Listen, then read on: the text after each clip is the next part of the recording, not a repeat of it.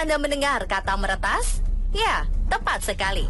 Meretas atau bisa juga disebut dengan hack adalah salah satu cara seseorang yang melakukan teror kepada orang lain, badan lembaga, serta instansi berbadan hukum dalam dunia cyber.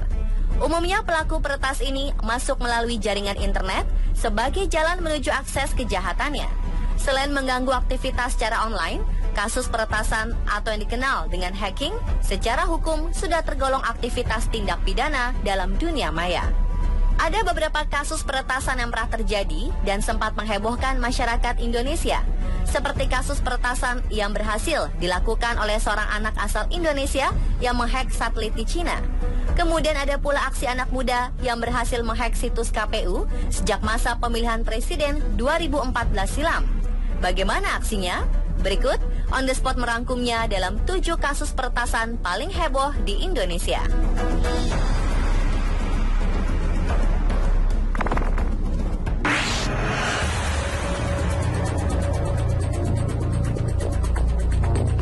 Berbagai pertanyaan pun bermunculan saat dunia cyber dipenuhi para hacker yang tidak bertanggung jawab.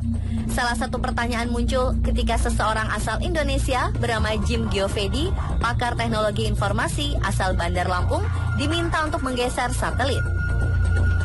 Berdasarkan hasil wawancara dengan Deutsche Welle, Jim mengaku telah menghack sebuah satelit di Cina dan dapat merubah rotasi satelit Indonesia dari posisi semula.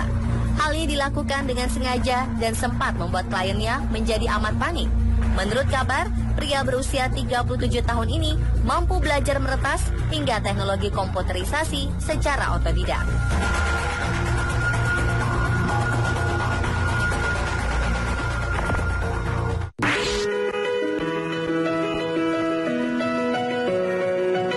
Pemilihan presiden yang dilakukan setiap 5 tahun sekali merupakan momen yang selalu dinanti rakyat Indonesia untuk memilih presiden pilihan mereka melalui Komisi Pemilihan Umum atau KPU. Lalu bagaimana jika sistem komputerisasi KPU mendadak dihack hingga tak dapat diakses? Seperti Pilpres 2 tahun silam, kejadian tersebut sempat mencemaskan masyarakat Indonesia yang sedang melakukan penghitungan suara melalui KPU. Namun sayang, berita ini sempat dibantah oleh KPU setempat. Setelah beberapa saat kemudian, sang pelaku peretas pun langsung ditangkap dengan nama Cyber Snookster alias Dhani Firmansyah. Penjahat cyber ini pun diputus hukuman. KPU tak hanya mengalami akses offline saja. Ketika itu, kelakuan Dhani sempat mengutak-atik gambar beberapa partai di pemilihan suara. Atas tindakannya tersebut, Dhani Firmansyah dijatuhi hukuman kurungan selama 6 bulan 21 hari.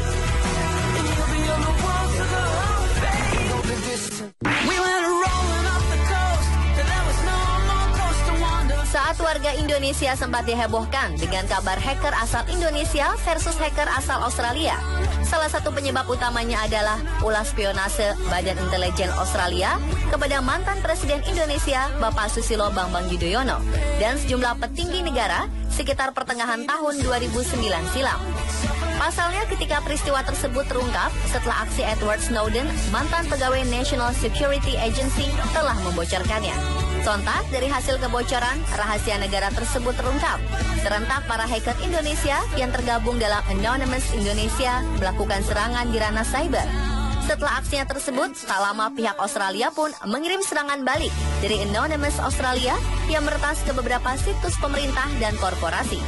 Dan menurut praktisi IT Jim Giovedi dalam penjelasannya menyebutkan kondisi seperti ini bukanlah perang cyber.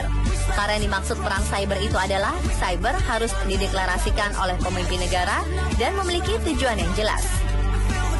Dan setelah beberapa hari kemudian kasus tersebut menghilang dan hubungan kerjasama Indonesia dan pihak Australia pun masih terjalin dengan baik.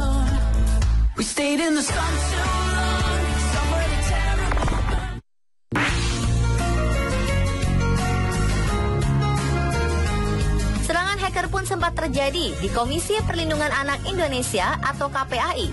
Alasannya, aksi peretasan tersebut muncul ke situs KPAI adalah karena pemblokiran 15 games online yang akan dicabut dan tidak diperbolehkan ada di Indonesia.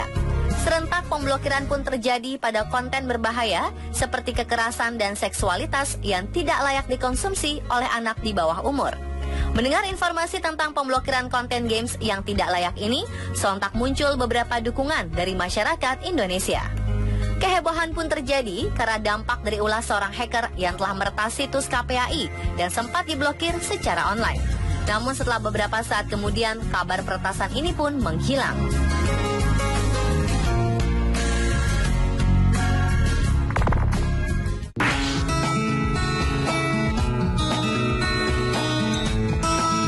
Kasus peretasan kembali terjadi di bulan Juni lalu, berdasarkan keterangan situs Ikatan Cendekiawan Muslim Indonesia atau ICMI. Pada saat itu, mesin pencarian Google mengalami perubahan. Yang biasanya mudah mencari situs ICMI, namun kala itu tampilan berubah menjadi tulisan Improve your security first, baru memblokir Google. Beberapa hari kemudian, pihak ICMI melalui Jimli Asidiki pun mengakui adanya hacker yang diduga berhubungan dengan pernyataan pemblokiran YouTube dan Google. Tak berapa lama kemudian, Jimli Asidiki pun telah beralat pernyataannya dan situs ICMI pun kembali berjalan dengan normal. Dan sampai saat ini, sang pelaku pun belum diketahui dan menghilang begitu saja.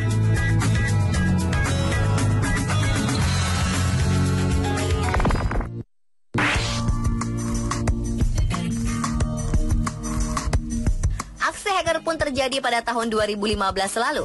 Hebohnya berita tentang website resmi Revolusi Mental yang telah dihack oleh pihak tak bertanggung jawab. Selang waktu 1 hari setelah peresmian oleh Menteri Koordinator Pembangunan Manusia dan Kebudayaan Puan Maharani. Menurut Rudi Lumanto sebagai Ketua Umum Indonesia Security Incident Response Team on Internet Infrastructure telah membenarkan bahwa situs Revolusi Mental telah diretas oleh seseorang yang tak bertanggung jawab. Namun peretasan tersebut tak berlangsung lama. Setelah beberapa saat, akhirnya situs Revolusi Mental pun berjalan normal kembali. Dan sampai saat ini, sang aktor pelaku peretas pun belum diketahui secara jelas dan masih menjadi pantauan pihak yang berwajib.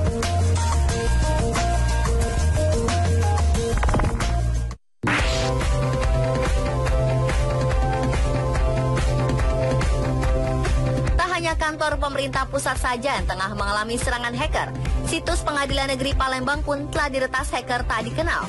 Berdalih karena masalah asap korban kebakaran hutan di Sumatera, mendadak situs PN Palembang berubah total menjadi sebuah surat singkat yang isinya tentang rasa kecewa sang pelaku akan keputusan hakim yang menolak gugatan perdata pemerintah ke perusahaan yang membakar hutan.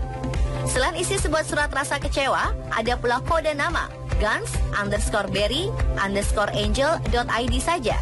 Sepertinya kode tersebut merupakan tanda sang pelaku yang mengirim surat tersebut. Kasus ini sempat membuat warga Palembang menjadi heboh dan terus bertanya-tanya tentang keberadaan pelaku. Dan berdasarkan data dari Indonesia Security Incident Response Team on Internet Infrastructure tahun 2014, tercatat sebuah serangan cyber ke Indonesia hampir mencapai 48,8 juta kasus sepanjang tahun. Dan yang paling besar terserang hacker adalah departemen milik pemerintah. Demikian 7 kasus peretasan paling heboh di Indonesia versi On The Spot.